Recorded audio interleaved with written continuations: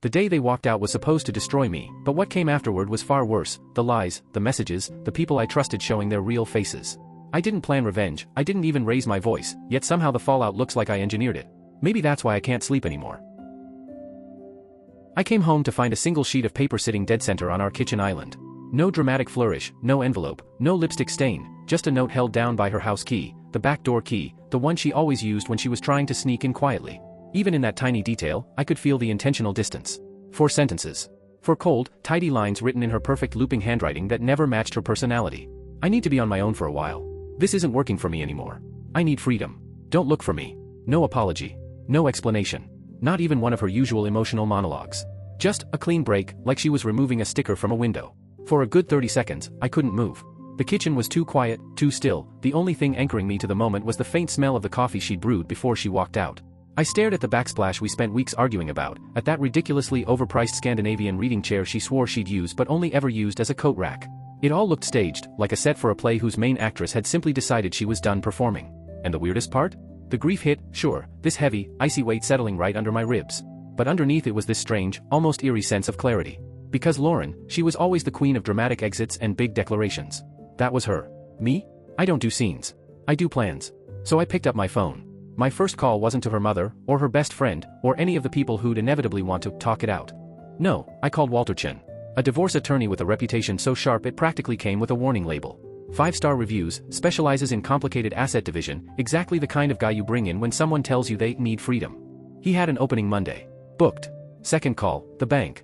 I told them my debit card had been compromised, a harmless stretch of the truth, and they froze every joint account immediately. Meanwhile, I had a small private account she never knew existed. My quiet little, just-in-case, fund. Not huge, but enough to make moves. Then I walked to our bedroom. Her side of the closet looked like a cleaned-out boutique, all her favorite high-end pieces gone. But she left the dress she wore on our first date, and the framed photos on her nightstand. And, most telling of all, her muddy running sneakers dumped right in the middle of my brand-new rug. Classic Lauren, even her exits came with a mess. That's when I remembered, I had 2 weeks of vacation already approved. A solo hiking trip I'd carefully planned for months, the one she mocked as boring every time I brought it up. Well, suddenly boring sounded a lot like peace. I packed a bag, tossed her note into the top drawer of my desk, took one last slow lap around the house, letting the silence settle. This time, it didn't feel like abandonment, it felt like a reset button. Then I grabbed my boots, locked the front door behind me, and left. She said she needed freedom. So I gave it to her, along with legal documentation and a highly rated attorney. And I didn't look back. The mountain air felt sharper than anything back home, cold enough to sting, clean enough to make my lungs feel brand new. For 3 days, I hiked until my legs throbbed and my chest burned in that strangely satisfying way that tells you you're still alive. I barely touched my phone. When I finally checked it, the notifications were predictable. First came a few snappy messages from her friends, the loyal entourage rallying on her behalf. Then Lauren's texts started rolling in, each one more frantic than the last. Are you seriously ignoring me? Why isn't my card working? Reading them didn't spark guilt. Just confirmation. A cold, quiet click of understanding. I locked my phone and kept walking. By Monday morning, after a truck stop shower and the suit I'd carefully folded in my bag, I felt clearer than I had in years. Almost like the hike had scraped all the emotional residue off my ribs. I drove straight to Walter Chen's office, a sleek glass and stone building tucked in a quiet neighborhood, the kind of place you go when you're serious about consequences. And that's where I saw her. Lauren was perched on a low brick wall beside the landscaping, looking nothing like the polished woman from the Instagram post she'd uploaded 48 hours earlier. That photo, the one with her cocktail raised toward the camera, captioned, "Finally free," was still fresh in my mind. At the time, I'd looked at it with a strange mix of detachment and morbid curiosity. But the woman in front of me now? She looked like she'd been dragged backwards through a storm. Hair tangled, mascara smudged into raccoon rings, makeup cracked where tears had carved their way through. She was still wearing the same outfit from that post. The moment she spotted my car, she sprang up. "Nathan," she called out, voice already trembling. I stepped out, closed the door behind me, and just looked at her. Not speaking felt louder than words. "Nathan, what the hell is going on?" she demanded, her voice cracking halfway through. My card was declined at a hotel. I was humiliated. And the savings are frozen. I called the bank and they said you reported some kind of security breach. What is that? I straightened my tie. It's a security breach, I said evenly. Our financial security was compromised. Her face twisted, confusion, anger, fear, all mixing into one. That's not funny. This is our money. I needed that money. I had plans. I'm sure you did. I turned and headed toward the office door. She hurried alongside me, her tone shifting, scrambling for the right emotion. "Okay, look, maybe I should have talked to you," she said, grabbing my arm. I looked down at her hand until she let go. But I was suffocating, Nathan. I needed space. A break. That's all it was. Just time to think. And then I come back to this? She gestured wildly toward the building. "You hired a lawyer?" I saw the email confirmation on the tablet. A divorce lawyer? Have you lost your mind? And that, right there, was the moment everything clicked into perfect focus. She didn't leave me. She benched me. She put our marriage on pause, certain I'd sit there like some loyal placeholder until she decided she was ready to resume the life she'd temporarily stepped out of. The entitlement was blinding. You left a note, Lauren, I said quietly. It said, don't look for me. It didn't say, I'll be back Monday. Please have the credit cards topped up and my laundry folded. I opened the firm's front door. You wanted freedom, I added. I'm just making it official. Formalizing it, she screeched, her voice breaking as fresh tears spilled. You can't just divorce me. We have to talk, we have to go to therapy, you don't just blow up our life. You detonated the bomb, I said, stepping inside. I'm just cleaning up the debris. As the heavy glass door swung shut behind me, I heard her voice crack on my name, a desperate, horrified realization finally sinking in. And then it was silent. A full week of peace, real, uninterrupted silence, came to a crashing halt with a call from an unknown number. I let it ring. If someone wanted me badly enough, they could leave a message. They did. The voicemail was from a man. Smooth voice. Confident. Too confident. The kind of tone people use when they're used to walking into rooms and taking over. Nathan, this is Kyle. Listen, I think we got off on the wrong foot here. Lauren is obviously very upset and you're not being rational. Why don't you and I have a man-to-man chat and figure this out? Give me a call.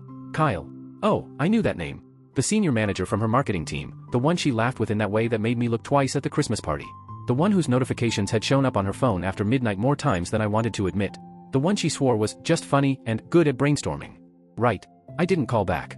Instead, I forwarded the audio to Walter Chen with the subject line, for the file. The next evening, the circus came straight to my front porch.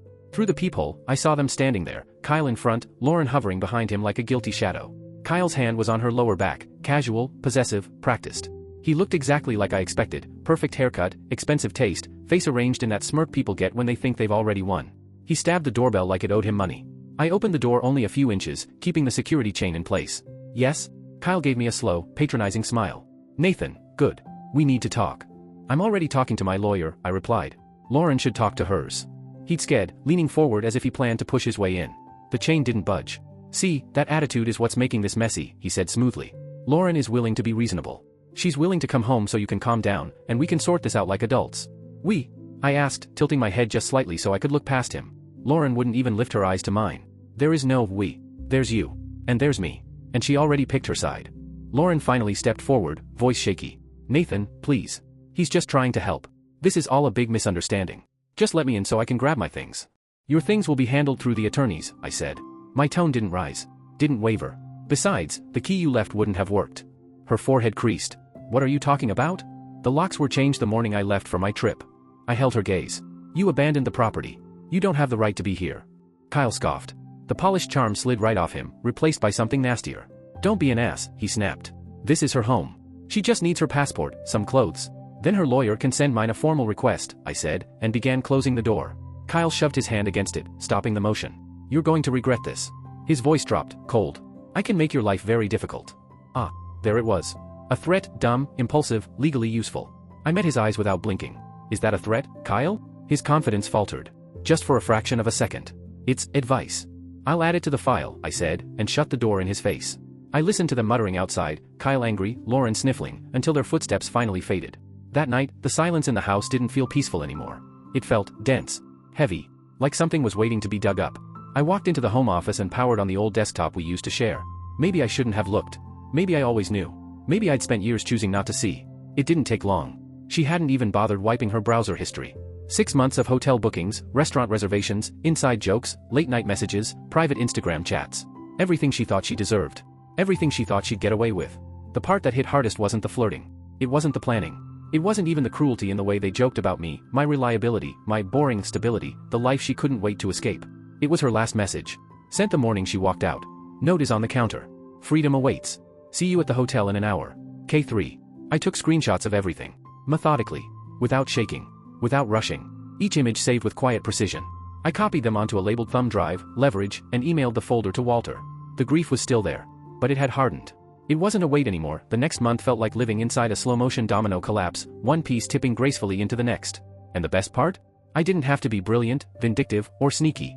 All I had to do was be calm, organized, and brutally honest. First, the house.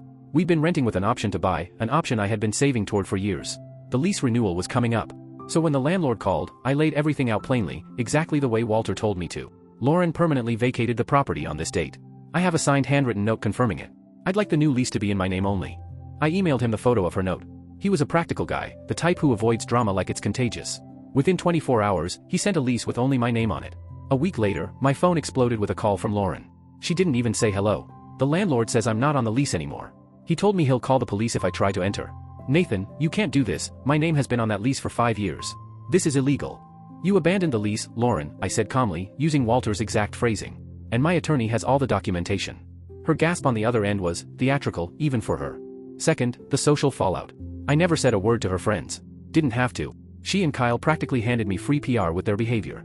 They went public, instantly. Photos together at overpriced restaurants. Weekend getaways. Cutesy captions.